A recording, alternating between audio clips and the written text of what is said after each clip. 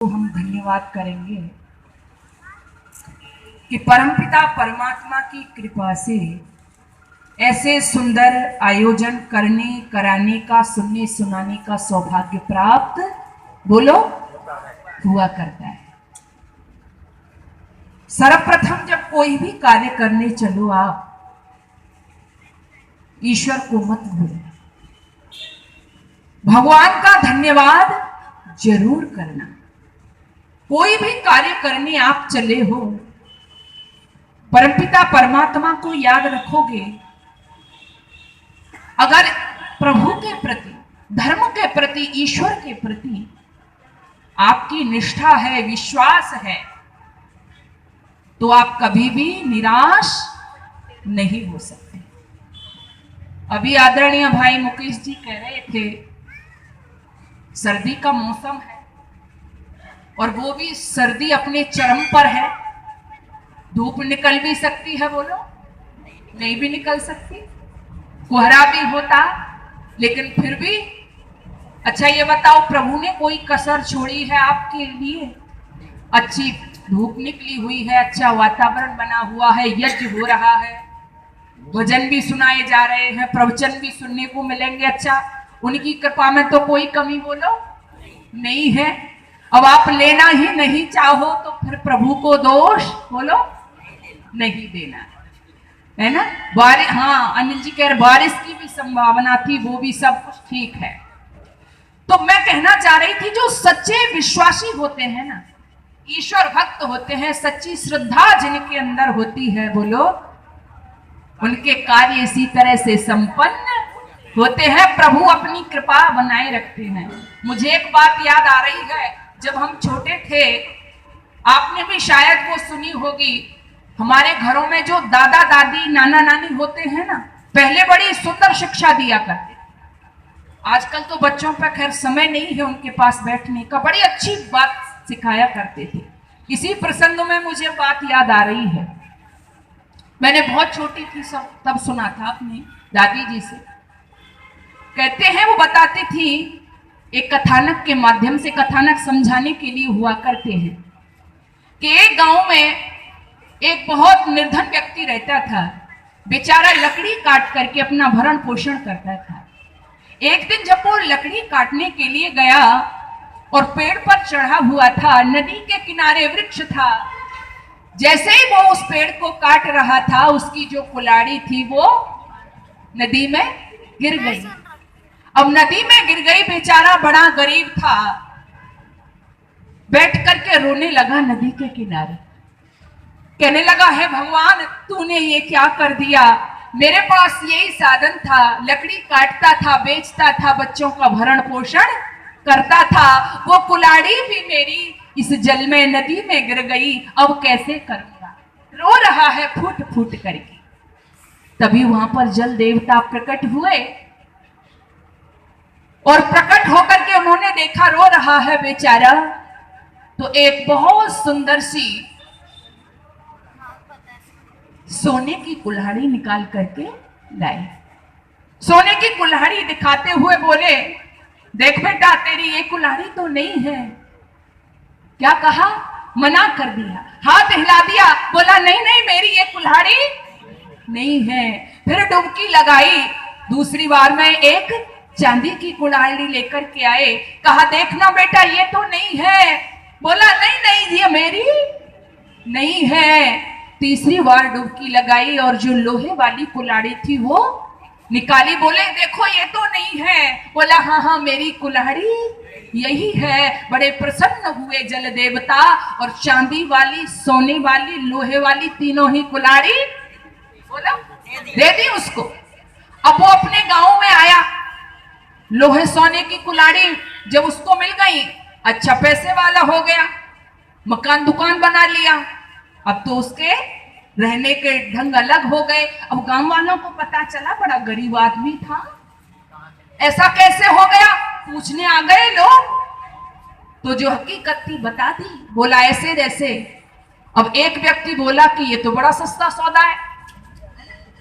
ध्यान देना कितनी अच्छी पते की बात है इस कथानक में। उसने कहा ये तो बड़ी अच्छी बात है, अब उसने भी, गरीब तो था नहीं, अब उसने भी हाथ में एक कुल्हाड़ी ली और वो उसी वृक्ष के पास में, उसी वृक्ष पर लकड़ी काटने के लिए बोलो पहुंच गया। अब लकड़ी काट रहा था, वो तो दिमाग सेट करके आया था, जैसे ही लकड़ी काटना चाहता है थोड़ी सी मारी और अपने आप ही कुल्हाड़ी पानी में बोलो डाल दी।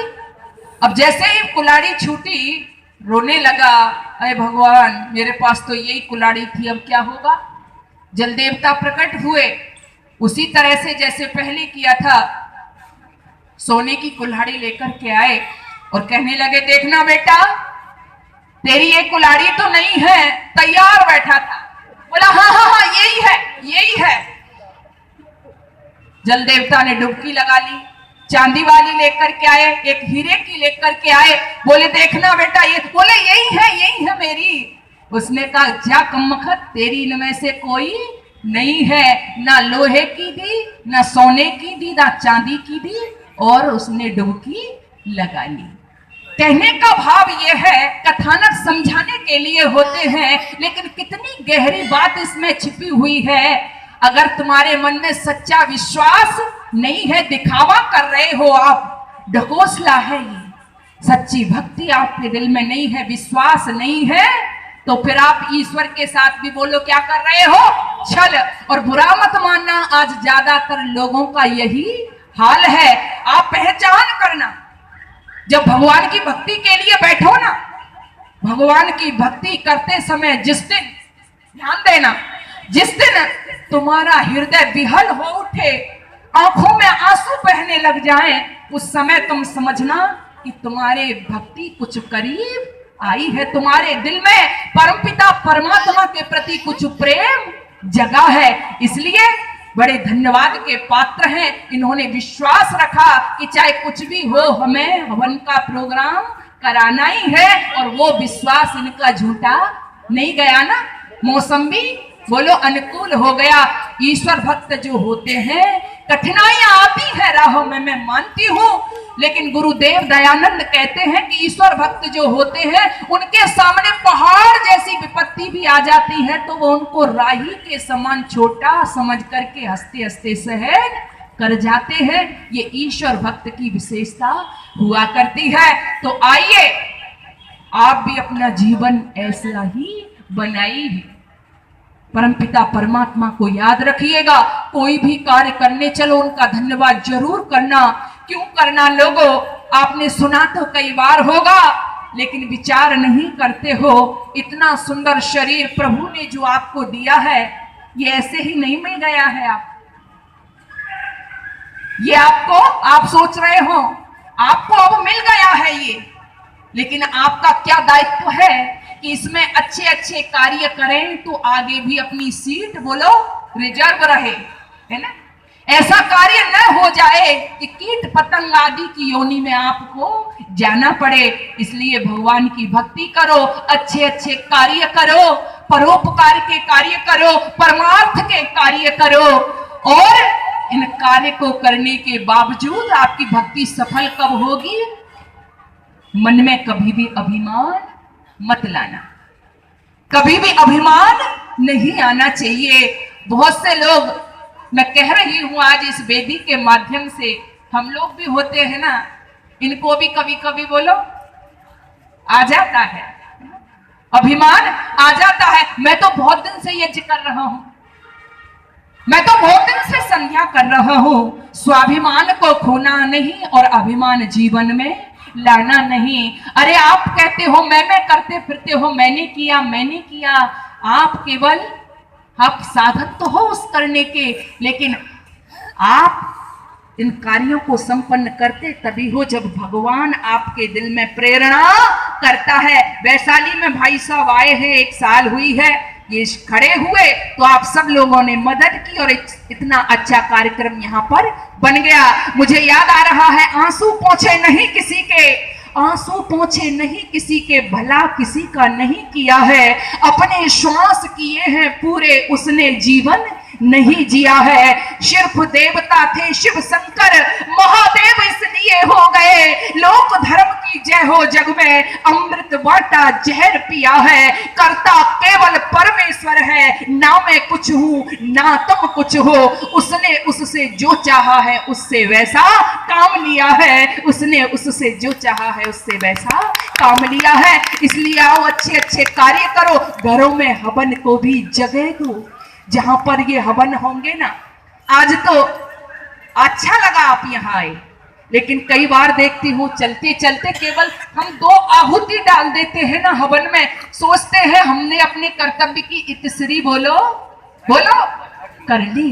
लेकिन एक समय वो भी था बहनों, ये दूसरा यज्ञ है जिसको हमारे शास्त्रों में कहा गया। कौन सा यज्ञ है ये? देव यज्ञ है। अभी मैं भगवान को याद करने की बात कह रही थी, वो ब्रह्म यज्ञ है। ईश्वर को मत भूलो और इस हवन को भी मत भूलो। जिन घरों में हवन होगा ना मेरी बहनों, वहां पर क्या होगा? कई बहनें पूछती हैं आकर के, बहन जी कोई उपाय बताओ, मेरा बेटा डरता है, मेरे घर में कुछ ऊपरी हवा का वास हो गया है। आप लिख करके ले जाना, जिन घरों में हवन होते हैं ना, हवन यज्ञ होते हैं जिन घरों में, वहां कोई डाकिनी सांकनी पिशाचनी किसी का वास बोलो नहीं हो सकता। कोई भी ऊपरी हवा तुम्हारे बच्चे पर, तुम पर, माताओं पर असर नहीं कर सकती। इसलिए इस घर में इस यज्ञ को महत्व दो। आप ये सोच रही होंगी कि आपने आकर के हवन करवा दिया, ये हमारी अब की परंपरा नहीं है बहनों और भाइयों, ये हमारी प्राचीनतम परंपरा है। पहले यहाँ पर कोई ऐसा घर ही नहीं था कि जिस घर में ये हवन न होते हो, बल्कि कोई ऐसा परिवार नहीं था जब तक ये यज्ञ नहीं हो जाते थे लोग भोजन नहीं किया करते। कितना ऊंचा आदर्श था। अच्छा, आप राम का नाम तो लेते हो, राम की जय जयकार भी करते हो। हाँ, आपकी बात नहीं है, आप मुझे अच्छे लोग लग रहे हैं, लेकिन समाज में मैं जो देखती हूं, लोगों का ये काम रहता है, राम नाम तो रटते रहते हैं लेकिन राम के काम नहीं करते हैं। अच्छा ये बताओ, रामायण को आपने पढ़ा होगा, राम के जीवन से यज्ञ कभी अलग हुआ है क्या? राम के जीवन से कभी हवन अलग नहीं हुआ। राम का जीवन भी बोलो किससे हुआ?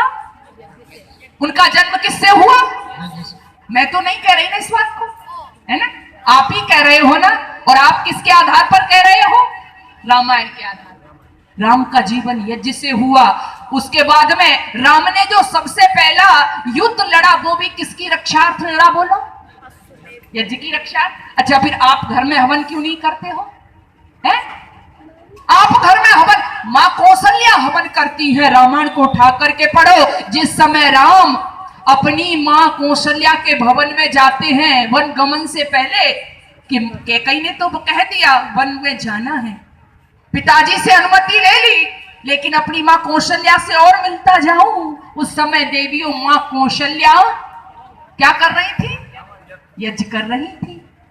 कितना सुंदर वातावरण था, कितना सुंदर समय था वो, जब घर घर में यज्ञ होते थे। और कहते हैं वाल्मीकि जी कि उस समय में लोग कहते ना राम राज्य आना चाहिए, राम राज्य हो, सरकार तो ला रही है राम राज्य, लेकिन ये सोचो हम अपना कितना कर्तव्य निभा रहे हैं। सरकार आकर के घर घर में हवन थोड़े ही करेगी, है ना? क्यों जी, ये काम तो आपका है।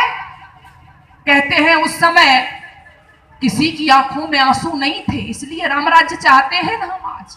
हाँ, आंसू आते थे किसी की आंखों में, तो कब आते थे? हवन के बोलो धुएं से आते थे। मकान की छत काली किसी की मिलती थी तो हवन के धुएं से मिलती थी। कितना सुंदर समय था वो।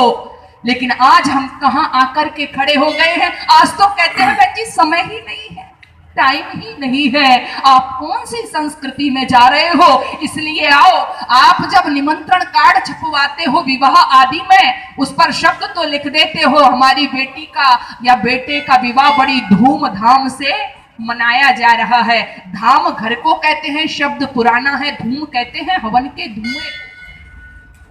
आज धूमधाम शब्द लिख दिया, लेकिन हवन कभी करते नहीं है। इसलिए धाम तुम्हारे अच्छे तभी होंगे जब उसमें धुएं की धूम होगी, हवन का धुआं उठेगा और हवन होंगे जिन घरों में, मैं आपको लिख करके दे सकती हूं, उस घर में कोई बीमारी भी बोलो नहीं होगी, भूत पिशाच डाकनी भी डाका नहीं डालेंगी, और उस घर के लोग कभी भी गरीब भी बोलो नहीं हो सकते। ये दावा है, लेकिन भाई कुलाड़ी वाला मत करना, है ना। दावा तो बहन जी करके गई थी, जाते ही 1-2 दिन कर लो, बोलो ऐसे तो कुछ हुआ नहीं। मैंने शुरू में इसलिए यही बात की कि मन में जब विश्वास होता है, सच्चा लगन होती है, आस्था होती है, भक्ति होती है, तो परमपिता परमात्मा का नाम कृपालु है, दयालु है, वो हम पर दया कृपा अवश्य ही किया करते हैं। तो आइए घरों में हवन अवश्य करिए। लोग स्वर्ग खोजते फिरते हैं,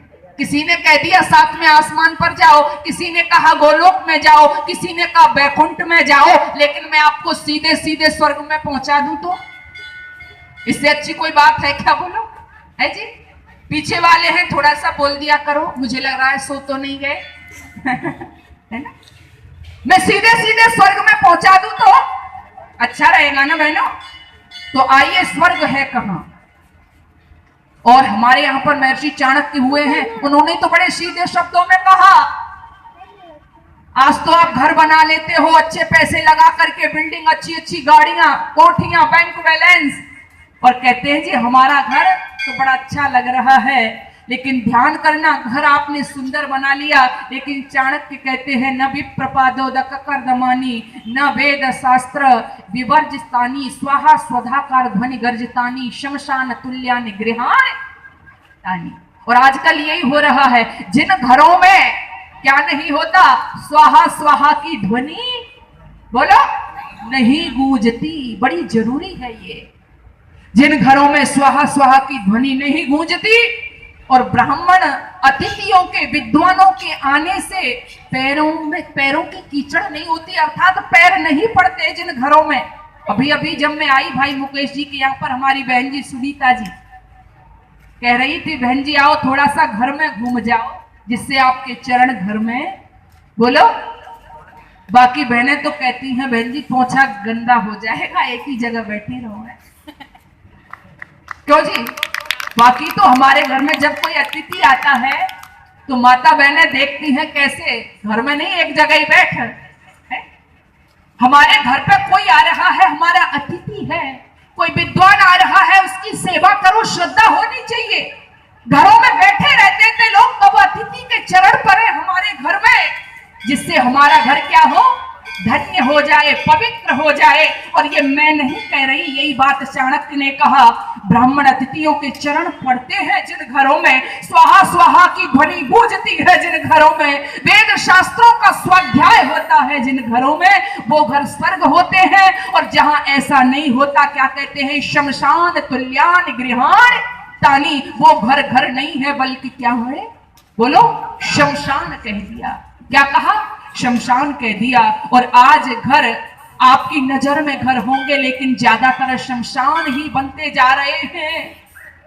घर से लोग ऊब रहे हैं। वो अच्छे अच्छे घर जो आप बड़ी मेहनत से सजाते हो, उन घरों में लोगों को बेचैनी होती है, अशांत रहता है मन। कभी कभी लोगों को आत्महत्या करने का मन भी करता है। ऐसे घरों में जो स्वर्ग थे घर, वो आज ऐसे शमशान की तरफ क्यों बन गए? क्यों? क्योंकि उसमें गलती हमारी रही है, हमने समझा नहीं है। आओ भजन सुनाती चलूं, आप नोट करते जाना, घर स्वर्ग कैसे बनेंगे और कौन से घर स्वर्ग होते हैं। आइए, बड़ा सुंदर भजन लिखा है, आनंद लीजिए। जहां वेद पढ़ा